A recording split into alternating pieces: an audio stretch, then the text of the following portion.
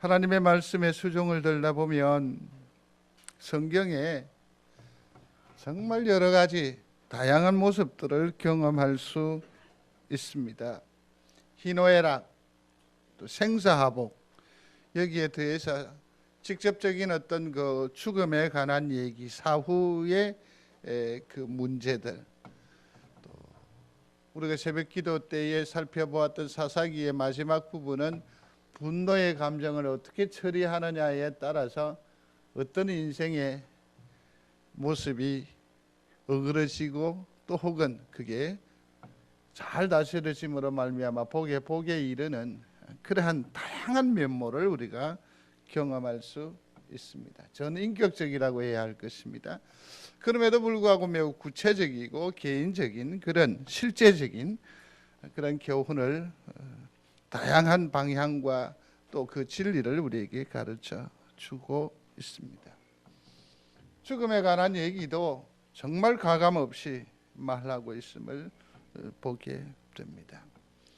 오늘은 평소 다루어 보지 못했던 그 죽음에 관한 얘기를 잠시 생각해 볼 것입니다. 사실 우리가 지금 12장을 봅니다마는 사도행전 6장부터 12장을 단번에 읽어 가셔야 합니다. 이 안의 내용은 보면 7 집사를 세워서 교회 안에 연약자인 과부들을 돌보게 하셨습니다. 그 다음에 스데반 집사가 일어나게 되고 스데반 집사가 순교하는 장면을 담고 있습니다.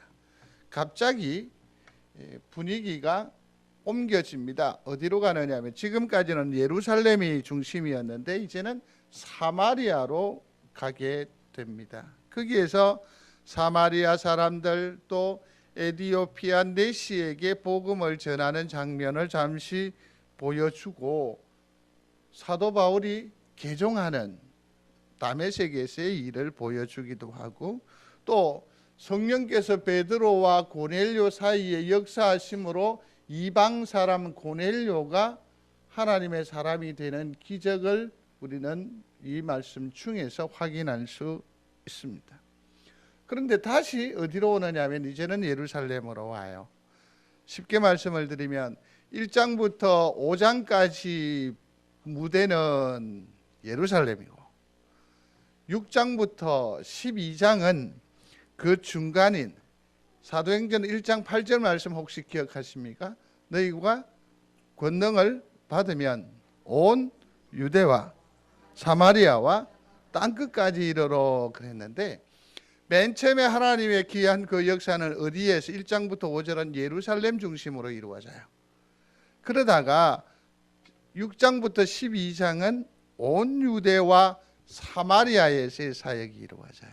그러면 13장부터는 본격적으로 누가 나타나느냐면 사도 바울이 나타나면서 땅끝까지의 그 지역을 확보하고 이제 하나님의 복음 사역이 진행이 되는 거지요. 그러니까 오늘 이 12장은 매우 중요하지요. 자, 땅끝까지 복음이 나가기 위해서 여기 하나 연결고리가 되는 부분이기 때문에 중요해요. 사닥다리가 되는 거죠. 땅끝까지. 그랬으니까 그게 얼마나 두려움일 것입니까? 알지도 못한 생면부지한 곳에 가서 사역을 이루어 가야 되는데 얼마나 이들에게 당황스러운 일이겠습니까? 그러니까 변방을 지경을 좀 더 확보하여서 거기에서 하나님의 영광을 보게 하고 하나님의 기적을 체험하게 하고 여전히 함께 하신다라고 하는 하나님의 확신을 우리에게 심어주는 그런 전초 기지에서의 사역이 바로 6장부터 12장의 내용이라고 할 수 있습니다. 그래서 이것이 참 중요하지요. 이 12장에 보면 세 가지 일을 기록하고 있는데 하나는 헤롯이라고 하는 왕이 드디어 본격적으로 교회를 박해하기 시작했다라는 것입니다. 두 번째는 오늘 함께 하신 본문인데요. 베드로가 감옥에 갇혔는데 탈출하게 되는 일이죠. 그 다음에 세 번째 부분은 헤롯 왕이 결국 벌레에 먹혀 죽게 되는 얘기로 12장이 구성되어져 있습니다. 헤롯이 박해함으로 말미암아서 하나님의 사람 야고보가 칼에 죽임을 당하게 됩니다. 이것을 유대인들이 보고 좋아라 하거든. 그러니까 헤롯이 이번에는 누구를 잡습니까? 베드로를 잡아서 감옥에 가두어 두었습니다. 그의 계획과 그의 일정을 보면 야곱을 처치함으로 유대인들 백성들의 마음을 환심을 샀다고 하면 베드로마저도 이제 오늘 내일 있다가 처치함으로 그가 더욱더 명성을 얻게 되겠지요. 그러니까 베드로는 죽음 직전의 위기 상황에 놓여 있다라고 할 수 있습니다. 그런데 놀라웠게도 이 베드로는 천사에 의해서 구출함을 받게 되고 이 일을 주도했던 헤롯은 벌레에 먹혀 죽게 되는, 그렇게 해서 정말 아름다운 역사를 마무리하게 됩니다. 보여주고 있습니다. 여쭤보지요. 이러한 귀한 역사가, 아름다운 하나님의 일들이 가능했던 그 원인, 그 힘, 그건 도대체 뭘까요? 사도행전을 별칭하기를 성령 행진이라고 합니다. 성령의 역사이심을 믿습니다. 성령께서 이 모든 일들을 감당하신 일이지요. 그런데요, 여기에서 조금 더 우리가 우리 개인적인 신앙적 삶의 적용을 위해서 좀 더 구체적으로 내려가 보자고요. 접근을 해보자고요. 성령께서 우리 가운데에서 역사하시게 하는 또 다른 뭔가는 있을 것 같아요. 그게 뭘까요? 그게 뭘까요? 소리하겠습니다. 기도. 성령께서 살리시고 길을 내시고 물길을 바꾸시는 이 놀라운 역사를 가능하게 하는 결정적인 열쇠는 기도에 있다. 믿으시면 아멘. 그러니까 이 아름다운 얘기로 매조지 될 수 있었던 것은 결국은 무엇의 능력이다? 기도의 능력으로 해석할 수 있습니다. 그렇습니다. 기도는 하늘 문을 여닫음을 믿는 여러분들이 되시기를 바랍니다. 기도는요, 물길을 바꿔요. 기도는요, 우리의 생각을 바꿔요. 기도는요, 그 사람을 새롭게 해요. 이것이 바로 기도의 위력이요 능력이라고요. 이를 믿는 성도가 되시기를 중심으로 소원합니다. 베드로가 옥에 갇혔습니다. 교회는 어떻게 반응을 합니까? 모여서 기도했다라고 했습니다. 모여서 기도라고 했어요. 그들이 모여서 기도한 곳은 어디일까? 아마 흩어져 있던 많은 가정교회 중에 하나일 거라고 생각이 되는데, 주경학자들은 베드로가 옥에 gat혔다가 나와서 문 밖에서 문을 두드리는 이 정도의 규모와 그 골목길의 익숙함을 들어서 이 집은 마가의 다락방일 것이다 라고 대부분 추측을 합니다. 성령이 머물렀던 곳, 기도의 장소, 그렇죠? 거기에서 기적을 다시 한 번 더 확인하게 되는 거죠. 성도 여러분, 성도들의 집을 기도의 곳으로 만드시기를 바랍니다. 주의 교회가 만일에 기도하는 집이기를 다시 한 번 더 소원합니다. 그럼요. 그게 얼마나 중요한데요. 일전에 중고등부 사역을 하면서 그러한 운동을 한번 경험해 보기도 했었습니다마는, 아이들로 하여금 학교 가면서 어디에 들렀다 가는 거죠? 교회 들렀다가 가는 거죠. 우리 또한 마찬가지입니다. 먼 길을 떠날 때에는 주의 전에 잠시 들르셔서 기도하고 가시기를 바랍니다. 먼 길 갔다가 피곤한 몸이지만 주의 전에 들러서 잠시 기도하고 가시기를 바랍니다. 모든 일들을 제단으로 기도의 처소로 삼을 때에 우리는 사도행전의 역사뿐만 아니라 성령의 역사를 체험하는 놀라운 은혜가 있게 될 줄로 믿습니다. 기도가 정말 그러므로 중요합니다.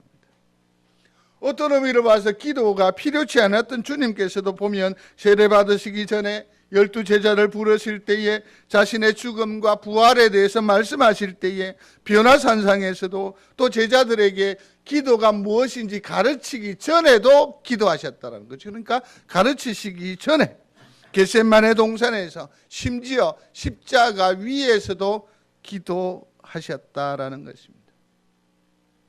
사도행전에는 보면 이 기도하는 역사를 계속해서 세세하게 기록하고 있습니다. 가룟 유다를 대신해서 그 제자를 새롭게 뽑아냈습니다. 그래서 마띠아라는 사람을 얻게 되는데, 이 마띠아를 뽑기 전에 그들이 무엇했죠? 기도했다라는 거죠. 오순절 강림절 전에도 기도했습니다. 제자들이 복음을 전하지 못하도록 박해와 위협을 받았을 때에도 그들은 낙심하지 않고 좌절하지 아니하고 뭘 했다고 기록하느냐 하면 기도했다라고 말하고 있습니다. 집사를 세울 때 기도했습니다. 성령 받기 위해서 기도했다라고 했습니다. 베드로가 다비다를 일으킬 때도 기도했고, 베드로가 고넬료를 만날 때에도 기도했고, 베드로가 옥에 갇혔을 때에도 바울과 사울이 전도 여행을 나아가기 전에도 기도했다라고 했습니다. 시리아에서 장로를 세운 후에도 기도했다고요. 바울과 실라가 감옥에서도 기도했습니다. 에베소에서도 기도했습니다. 강풍을 만난 배에서도 기도했습니다. 보블리오라고 하는 부친의 병을 낫게 할 때도 기도했다라는 것입니다. 제가 다시 원고를 읽겠습니다. 기도했다라는 이 엄청난 역사, 죽은 자가 일어난 그 사건들을 얘기하는데 전혀 마음에 감동이 없는 거죠. 무엇을 기대하는지 이미 아셨을 것입니다. 주님께서는 세례 받으시기 전에 기도하셨습니다. 12 제자를 부르실 때에도요. 그가 기도하셨다라고 한다면 사도행전전 역사와 그 부흥을 우리가 기대한다고 한다면 마땅히 우리는 무엇해야 합니까? 그들의 습성을 가져야지요. 배워야지요. 배워야 할 것은 딱 하나밖에 없죠. 뭡니까? 기도라는 사실입니다. 내가 아이를 위하여 얼마나 수고했으며 얼마나 많은 열정과 얼마나 많은 재정을 투입하십니까? 그러나 정작 기도가 없다고 한다면 우리는 우리의 아이를 제어할 수 없을 것입니다. 우리가 감당하는 모든 사업의 규모 내용까지도 우리가 통제할 수 없게 될 것입니다. 무엇으로 감당할 수 있다고요? 기도함이죠. 기도가 살리는 줄로 믿으시기를 바랍니다. 기도가 이기는 거죠. 기도가. 오늘 본문의 말씀을 보면 그렇습니다. 베드로와 야고보에 관한 얘기가 나오고 있음을 보게 됩니다. 그런데 여기에서도 놀라운 사실이 있습니다. 그건 뭐냐면 야고보는 사자, 죽은 자로 등장하지만 베드로는 생자, 살아있는 사람으로 나온다라는 것입니다. 초대교회에 박해의 바람이 불을 때에 야고보는 12 제자 중에서 제일 먼저 순교를 당하게 됩니다. 그러나 또 한 사람인 베드로는 오히려 천사에 의해서 극적으로 구조됩니다. 여기서 우리는 생각해 볼 수 있겠지요. 왜 한 사람은 천사를 동원해서 살리시기까지 하시면서 또 다른 한 사람은 죽도록 내버려 두실까? 왜 하나님은 야고보는 죽이시고 베드로는 살리실까? 사실 이는 우리의 판단의 문제가 아닙니다. 더 큰 깊은 뜻이 있지요. 이번 주말부터 우리가 새벽 기도에 호세아서를 살피는데 하나님의 사람 호세아가 부정한 여인 고멜과 결혼을 합니다. 그럼에도 불구하고 이 고멜은 계속해서 더 좋은 것, 더 좋은 음식, 더 좋은 예우, 더 좋은 환경에 바람이 나서 들락날락합니다. 그럼에도 불구하고 하나님은 선지자 호세아로 하여금 그를 품도록 끝까지 사랑하도록 계속해서 요구하십니다. 선지자 호세아 매우 당황스러울 수밖에 없을 것입니다. 우리는 생각을 어떻게 전개했느냐 하면, 하나님의 종이 이렇게 부정하고 엄란한 여인과 결혼을 한다고 한다면 이게 교회에 무슨 유익이 되겠는가? 호세아가 전하는 메시지가 우리 귀에 들리겠는가? 예컨대 황 목사가 만일에 부정한 여인과 혼인을 했다, 어쩌겠습니까? 말씀해 보이소. 말이 안 되는 거죠. 아마 저하고 만남 자체가 이루어지지 않을 거예요. 그러나 성경은 우리가 좀 더 냉정하게 하나님의 마음을 헤아리기 위해서 기도함이 필요하다는 것이죠. 자세히 호세아와 부정한 여인 고멜과의 결혼을 뚜렷하게 살펴보십시오. 이 고멜이 누구예요? 이스라엘이란 말이에요. 고멜이 누구예요? 나예요, 나. 호세아 선지자는 누구입니까? 누구를 보여줍니까? 하나님이에요, 하나님. 늘 부정하고 제 길로 가고 고집스럽게 자기에게 이익만 쫓는, 그럼에도 불구하고 호세아, 하나님은 고멜, 이스라엘 곧 나를 끝없이 용납하시고 사랑하시고 보듬으시는 거예요. 그러니 그 결혼이라고 하는 그 단어 하나에 빠져들면 하나님의 마음을 헤아릴 수 있다 없다? 없는 거잖아요. 마찬가지예요. 야곱의 죽음을 우리는 주님이 어떻게 해석하시고 어떻게 적용했는지 그거에 대해서 시시비비할 것이 아니라 거기에서 오히려 하나님의 뜻하심을 묻는 것이, 겸허히 받아들이는 것이 필요해요. 그래서 그건 하나님의 주권이요, 하나님의 비밀로 보아야 합니다. 그러나 분명한 것은 사실 이 야고보는 그 생에 보면 매우 전투적인 사람이었고 세속적인 일면이 있었습니다. 요한과 야고보가 어머니까지 대동해서 예수님에게 뭐라고 했습니까? 득세하거든 나로 하여금 좌우편에 한 자리를 부탁할 정도로 이 사람은 매우 세속적이고 약삭빠르고 인간적인 면이 없잖아 있었다고 볼 수 있습니다. 그러나 그러기 때문에 그가 일찍 죽었다? 저는 그렇게 보지 않습니다. 이건 징계가 아니에요. 이건 뭐죠? 하나님의 뜻하심이 있다라는 것이죠. 그건 다음에 한번 시간이 있으면 말씀을 드리기로 하고, 어찌됐든 야고보는 하나님의 뜻하심에 따라서 순교의 길을 갔고 베드로는 살리움을 받았다라는 것입니다. 이것을 통해서 우리는 한번 생각을 해볼 필요가 있습니다. 베드로와 또 그 초대교회가 어떻게 반응하는가를 예의 살피면서 우리 또한 죽음에 대한 교훈을 새롭게 할 필요가 있다라는 것이죠. 먼저 생각할 것은 1절부터 4절을 보시면 베드로가 옥에 갇혔습니다. 근데 5절에 보시면 교인들이 어떻게 합니까? 같이 읽겠습니다. 이에 베드로는 옥에 갇혔고 교회는 그를 위하여 간절히 하나님께 기도하더라. 베드로가 어려움을 당하게 되니까 온 교인들이 그를 위하여 기도했다라는 것입니다. 그런데 제가 궁금한 것은 성도 여러분, 그때 교인들이 베드로를 위하여 기도했다라고 했는데 베드로의 무엇을 위해서 기도했을까? 그가 문을 박차고 나오는 것을 위해서 기도했을까요? 저는 이 부분에 대해서 조금 생각이 좀 다른 듯 합니다. 왜냐하면 오늘 본문에도 나와 있지요. 베드로가 깊은 감옥에 들어갔고 쇠사슬 착고를 하고 있었죠. 또 뭐냐면 4사람씩 조를 이루었다라고 했어요. 그러니까 총 8명이 그를 교대로 4명씩 2명은 안에서 좌우에 지키고 또 2명은 문 밖에서 지키고 있어요. 그러니 왜 이런 일을 저질렀을까요? 예수 그리스도가 무덤을 깨치고 부활하셨잖아요. 그때 그들이 1차적인 실패의 경험이 있잖아요. 그러니까 이 베드로를 강하게 제어하는 거죠. 우리가 생각하건대도 어떻게 생각할 수 있습니까? 베드로는 이제 끝장났다. 또 베드로를 생각해 보십시오. 베드로가 주님을 부인하지 않았습니까? 몇 번? 3번에 걸쳐서. 그러니까 아마 이렇게 기도했을 가능성이 있다는 거죠. 하나님, 주의 종을 통해서 주의 종을 지켜주시기를 바랍니다. 주의 종을로 말미암아 하나님의 이름의 수치를 보지 않게 하옵소서.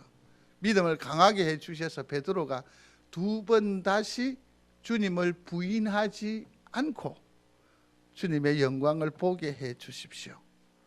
이런 내용의 기도가 아니었겠느냐 하는 생각을 해보는 거죠. 우리의 영역을 넘어선 거죠. 문을 박차는 것은, 박차고 나오는 것은. 죽은 목전 앞에 두었습니다. 그러므로 그렇게 기도하는 것이요. 그랬을 가능성이 훨씬 높다라는 것입니다. 성도 여러분, 이러한 위기 앞에 우리는 어떠해야 할 것인가? 무엇을 요구하든지 상관없이 1차적으로 성도들에게, 또 혹은 성경은 우리에게 말합니다. 기도하라는 것이죠. 자, 여러분, 심령에 다시 한 번 더 소리하십시오. 두려움 가운데에도, 살떨리는 가운데에서도 나는 기도하리라. 기도하는 거죠. 이거 외에는 방법이 없어요.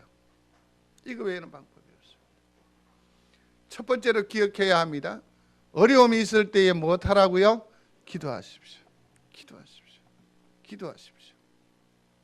두 번째는 무엇입니까? 소리하겠습니다. 하나님을 신뢰하라. 하나님을 신뢰하는 겁니다. 6절 보겠습니다. 다 같이 읽습니다. 시작. 헤롯이 잡아내려고 하는 그 전날 밤에 베드로가 두 군인 틈에서 두세 사슬에 매여 누워 자는데 파수꾼들이 문 밖에서 옥을 지키더니, 자 보십시오. 아멘. 여기 보면 헤롯이 잡아내려고 하는 그 전날 밤이라고 했으니까 날이 새면 베드로는 죽게 되는 거죠. 날이 새면 베드로는 죽게 됩니다. 그런데 지금 베드로는 무엇하고 있습니까? 잠을 자고 있다는 겁니다. 나중에 아시겠습니다만 천사가 와서 그 옆구리를 어떻게 한다고 했습니까? 옆구리를 쳐. 7절 두 번째 줄 보십시오. 또 베드로가 옆구리를 쳐 깨워 이르되, 베드로의 옆구리를 쳐 깨워 이르되. 그러니 감옥에서도 어느 정도 깊이 푹 자는 거죠. 이 친구 정말 정신이 있는 거예요, 없는 거예요? 생에 대한 애착이나 또 혹은 뭐 어떤 그 민감함 이런 게 전혀 없어 보이지 않습니까? 여러분, 왜 이렇게 깊은 잠에 빠질 수 있었다고 생각을 하십니까? 저는 이렇게 생각을 합니다. 그는 하나님을 신뢰함으로 잠을 이룰 수 있었다고 보여집니다. 소리하겠습니다. 하나님을 신뢰함. 나의 삶도 죽음도 하나님께로부터 주어진 것이니까 그런즉 나는 사나 죽으나 누구의 것? 주님의 것이라고 생각합니다. 얼마나 담대한지 모릅니다. 얼마나 담대한지 모릅니다. 하나님께 그는 다 맡긴 거지요. 내 삶은 하나님의 것입니다. 주께서 내 생명을 주셨으니까 이 생명을 맡으신 주님 앞에 모든 것을 다 맡깁니다. 주님을 온전히 신뢰하는 거죠. 믿는 거지요. 베드로전서 5장 7절에 보면 베드로가 훗날 말하는 거죠. 너희 염려를 다 주께 맡겨버리라. 이는 저가 너희를 권고하심이라. 모든 염려를 다 누구에게 맡기는 겁니까? 주님께 맡기는 거지. 맡기는 거죠. 위기 가운데에 지나치게 반응할 거 없습니다. 덜 것 없습니다. 만군의 주 여호와 하나님께서 모든 일들을 다 주관하시거든요. 그를 믿는 거죠. 그러므로 어엿하게 보무도 당당하게 이 모든 일들을 감당해 나아갈 수 있게 되는 것입니다. 성도 여러분, 우리는 날마다 죽음을 생각하지 않을 수 없는 그런 위기를 경험하기도 하고, 또 때로는 사실은 우리의 고난은, 칼빈은 그렇게 얘기합니다. 작은 삶에 있어의 작은 고난 하나하나가 다 작은 죽음의 순간순간들이라고 하고 가까이 가는 길이라고 했습니다.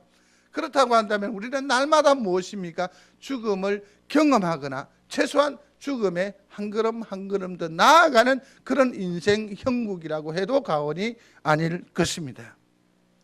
그럼에도 불구하고 이 땅에 하나님께서 우리에게 삶을 주셨으니까 남은 세월을 건강하고 또 활기차게 사역을 감당하면서 사시기를 원하시지 않습니까? 그렇다고 한다면 어떻게 해야 합니까? 하나님을 신뢰하는 거죠. 믿는 거죠. 하나님께서 내 걸음을 복되게 해 주실 줄로 믿습니다. 아름답게 해 주실 줄로 믿습니다.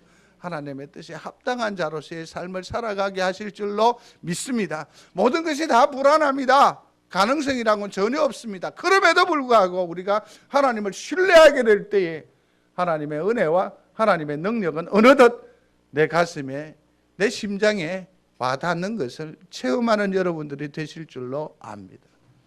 그게 중요하죠. 세 번째로 우리가 여기서 발견할 수 있는 것은 8절 한번 주목해 보시기 바랍니다. 천사가 이르되 띠를 띠고 신을 신으라 하거늘 베드로가 그대로 하니 천사가 또 이르되 겉옷을 입고 따라오라 한데 베드로가 나와서 그대로 나와서 여기에서 떠올려지는 말이 생각이 나죠. 뭡니까? 순종이에요. 소리합니다. 순종. 11절 다시 한번 보실까요? 이에 베드로가 정신이 들어 이르되 내가 이제야 참으로 주께서 그의 천사를 보내어 나를 헤롯의 손과 유대 백성의 모든 기대에서 벗어나게 하신 줄 알았노라 하여 그랬습니다. 그러니까 이 베드로가 여기서 두 가지로 생각할 수 있습니다. 하나는 무엇이냐면 베드로는 이 엄청난 하나님의 은혜와 하나님을 경험하는 체험하는 이 놀라운 사건을 부지중에 누렸다라는 것이죠. 본인이 알지 못했다라는 것이죠. 그 다음에 깨닫고 난 뒤에는 이 베드로의 신앙적 처리가 더 돋보이는 거죠. 더 돋보이는 거죠. 그게 뭐냐면 옆구리를 칠 때도 몰랐고요. 다 몰랐는데 드디어 한 길에 떡 나와서 집으로 가죠. 거기에는 마가의 그 집에서 열심히 기도하고 있잖아요. 문을 근데 입구에 누가 나와요? 로데라고 하는 장미꽃이라고 하는 그 집에 여종이 나와요. 그래서 문을 이렇게 열어요. 계속되는 12장에 나타나는 일입니다만은 그러니까 그게 누가 나와요? 베드로예요. 지금 기도하고 있는 베드로란 말이에요. 급히 달려나가서 베드로 선생님이 왔다라고 고하니까 기도하던 사람들이 뭐라고 말하지요? 아니라고, 그의 천사이겠지라고 말합니다. 성도 여러분, 하나님을 신뢰하는 것에 이 질적인 내용의 차이가 이렇게 납니다. 열심히 기도했음에도 불구하고 베드로를 하나님의 기적으로 용납하지 못하는 이 기도의 모습, 혹 우리 아닌가요? 하나님 모든 것을 다 맡깁니다. 하나님께서 감당해 주시기를 원합니다. 아멘 해놓고서는 나가면서 이제 누굴 또 보여야 되나? 또 이제 뭘 해야 되나? 하나님 앞에 완전히 맡긴 것 아니지 않아요? 그죠? 여기는 하나님 앞에 그처럼 기도했음에도 불구하고 인지하지는 못해요. 그러나 베드로는 어땠습니까? 하나님의 신뢰함으로 잠에 이를 수 있지 않았어요. 그러면서 한번 보십시오. 그가 순종하고 난 뒤에 그 앞에 가서 간증하지 않았다라는 것입니다. 내가 말하지 않습니다. 그는 무엇입니까? 자기의 얼굴로 간증한 거예요. 그리고서는 놀랍죠. 베드로가 그 자리에 머물러 있습니까? 떡을 뗍니까? 앉았습니까? 바로 떠나요. 바로 떠나요. 이건 베드로에게서 얻을 수 있는 교훈인데요. 그건 뭡니까? 이 모든 역사는 기도의 역사요. 하나님의 은혜의 산물이라는 것을 자기는 인정 깨달음으로 말미암아 자기가 거기에 주인공이 된다 안 된다? 안 되는 거예요. 이게 진짜 그리스도인의 삶이에요. 성도 여러분, 하나님께서 내게 행하시는 일을 성령으로 알게 되든지 느끼게 되든지 주의 말씀이 내 심령 가운데에 콩 하고 들려오면 아멘하고 순종하는 여러분들이 되시기를 바랍니다. 성령께서 우리의 마음에 녹아하실 때에는 하나님의 유익이 나의 유익이 되는 줄로 믿으시기를 바랍니다. 하늘의 길이 내 길이 될 줄로 믿으시기를 바랍니다. 무엇으로 그 믿음을 여러분 드러낼 수 있어요? 순종함으로. 순종.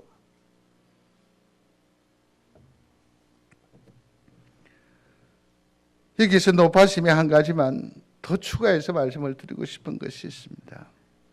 그렇습니다. 우리는 기적을 믿으시기를 바랍니다. 제일 중요한 것은 기도를 해야 합니다. 기도의 자리로 나아가야 합니다. 제가 덧붙여 말하고 싶은 것은 5절을 다시 한번 주목해 보십시오. 베드로는 옥에 갇혔고 같이 읽습니다. 교회는 그를 위하여 간절히 하나님께 기도. 만일에 내가 어려움을 당했을 때 교회가 날 위해 기도할 것이라고 하는 확신이 여러분 중에 있습니까? 확신이 있으시면 아멘. 그러나 사실은 마음에 많은 떨림이 있을 겁니다. 이 땅의 교회가 왜 이렇게 완악해졌는지 모릅니다. 이 땅의 교회가 왜 이렇게 큰 아쉬움을 가지는지 모릅니다.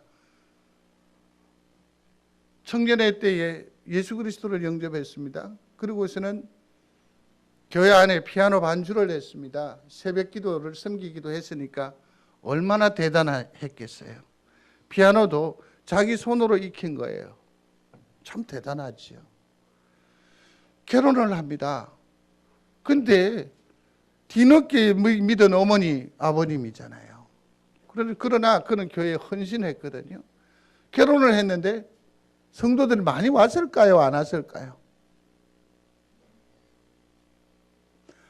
대답하세요. 많이 왔을까요? 안 왔을까요? 많이 왔겠죠. 결혼식장에서 엄마 품을 떠나고 그 감동해서 우는 신부는 자주 봤는데 교회 텅 빈 자리 보고 우는 신부는 내가 그때 처음 봤습니다. 일말 두려움이 있지요? 불안함이 있지요? 내 공고함이 있을 때 교회가 얼마나 나를 위해 기도할까? 이건 평소 우리의 삶입니다. 이게 슬픈 현실입니다. 그럼에도 불구하고 어떤 사람의 경우에는 온 교회가 기도합니다. 평소에 섬김의 삶을 통해서 우리가 이걸 가늠할 수 있다라고 하는 것입니다. 매우 슬픈 일입니다. 성도 여러분, 여러분들이 황 목사를 송정제일교회 담임 목사로 위임하셨음을 감사하고, 그렇다고 한다면 저는 이 일에 있어 이렇듯 말씀드리고 싶습니다. 축하의 자리에 아낌없이 나서 주십시오. 상관없이 말입니다. 얼마를 받았든지, 내가 5만 원 했는데 저는 지난번에 3만 원 빼 안 했다, 이런저런 생각도 하지 마시고 축하의 자리에 함께 하시기를 명합니다. 슬픔의 자리에 함께 해 주시기를 바랍니다. 역시 기대했던 만큼의 아멘은 아니네요. 슬픈 현실임에도 불구하고 성도들에게 부탁을 드리고 싶은 것이 하나 있습니다. 그건 다름이 아니라 사랑하는 권사님, 또 혹은 목사님, 내가 이런 고난이 왔습니다. 내게 이 고통이 왔습니다. 나를 위해 기도해 주십시오. 말할 수 있는 영성이 여러분들에게 확보되기를 중심으로 소원합니다. 기도를 부탁하는 거예요. 아픔을 나누는 거예요. 그래야 자지러지지 않아요. 함께 고통을 위하여 기도하면 하나님의 역사하는 힘이 워낙 더 크게 임하는 줄로 믿습니다. 나누세요. 성도 여러분, 제발 또 다른 부탁인데, 기도의 부탁을 받거든 하나님께만 그 기도를 하십시오. 사람에게 말하지 마십시오. 부탁을 받았는데 하나님께 기도해야지 왜 내가 문제 해답을 주려고 합니까? 그 인생도 해답을 얻지 못해서 하나님께 밤을 새워서 기도하는데 내가 하나님도 아닌데 어떻게 문제 해결을 이루려고 해요? 그럼 도우는 것이 아니라 그로 하여금 더 힘들게 해요. 그러니 기도 부탁하시기를 바라고 기도 부탁을 받았거든. 다른 사람들이 다 아는 얘기라 하더라도 내 입으로는 내지 않는 것이 큰 믿음의 그릇이에요. 그래서 누구에게만 기도해 주는 겁니까? 하나님께 기도하는 거죠. 내가 기도했는데 이 집사 어찌 됐노? 이렇게도 하지 마십시오. 그냥 그 삶을 그 표정을 통해서 확인할 수 있는 거예요. 이것이 하나님 앞에 전적으로 뭐 하는 겁니까? 맡기는 거예요. 맡기는 거예요. 어떤 이는 목사님이 한번 나가서 어찌 문제 해결을, 도영 형제도 어저께 아버지한테 전화를 한번 해 주십시오 해서 아버지께 전화 드렸어요. 응? 근데 전화를 드린다고 해서 문제 해결이 완전히 이루어지는 거 아니에요. 아셔야 돼요. 목사가 전화를 하면 그건 법이 돼버리기 때문에 너무 힘들어요. 모 권사님한테 전화하라고 그래서 전화할게요. 만날게요 그랬어요. 근데 참 걱정이 많이 됐어요. 만나가 목사님이 싫어요 이럴 뻔은 못 자는데 다시는 다른 방법이 또 시도가 안 되잖아요. 그렇죠? 그래서 이 문제는 해답은 누구에게만 있다? 하나님께만 있는 줄 아십시오. 그러나 아픔을 당한 성도가 있습니까? 오늘 귀한 이 기도의 위력과 역사를 보셨다면 기도를 부탁하십시오. 부탁하십시오. 부탁할 때에 우리 성도들은 큰 마음으로 그냥 내 가슴에 딱 넣어서 탁 닫고, 이것을 어디에서만 열어요? 하나님께만 열고 기도함으로 그 영혼을 소생케 하는 데에 큰 능력이 되어 주시기를 중심으로 소원합니다. 말씀을 맺습니다. 기도가 절실한 시대라고 할 수 있습니다. 성도 여러분, 다른 어떤 방법보다는 매사 기도로서의 삶을 이루어 나아가는 귀한 성도들이 되시기를 중심으로 소원합니다. 무엇보다도 하나님을 믿으시기를 바랍니다. 로마서에 있는 말씀입니다. 합력하여 선을 이루실 줄을 믿습니까? 믿는 거예요, 하나님을. 그리고 하나님께서 우리 심령에 녹화하시잖아요. 작은 소리라도 녹화하시면 무슨 소린고라고도 생각하지 않습니다. 베드로는 당신 누구요? 지금 내가 감옥에 있는데 어디로 가란 말이요? 묻지 않았습니다. 그 조그만 이 소리에 그저 반응한 거죠. 순종한 거잖아요. 순종하는 거잖아요. 성령께서 우리를 주장하실 때에 순종하는 여러분들이 되심으로 옥문을 박차고 나오는 삶의 자리에 묶인 쇠사슬을 깨뜨리고 끝든지 일어서는 우리 귀한 성도들이 다 되시기를 주의 이름으로 축원합니다. 이게 믿는 사람의 멋이지. 기도하겠습니다. 야고보의 죽음과 베드로의 옥의 갇힘, 그렇습니다. 우리의 생도 기회가 답답하고 눈앞이 캄캄하여 어찌할 바 몰라 하는 그런 세월을 오늘 우리가 감당하고 있습니다. 말씀으로 권고하시니 감사합니다. 기도하게 하여 주옵소서. 더욱 하나님을 의지하게 하여 주옵소서. 무엇보다 주의 세밀한 음성에 순종하는 믿음을 더하여 주시어서 오늘의 이 불확실한 시대를 승리자로 살아갈 수 있도록 주께서 축복하여 주시옵소서. 예수님 이름으로 기도드리옵나이다. 아멘.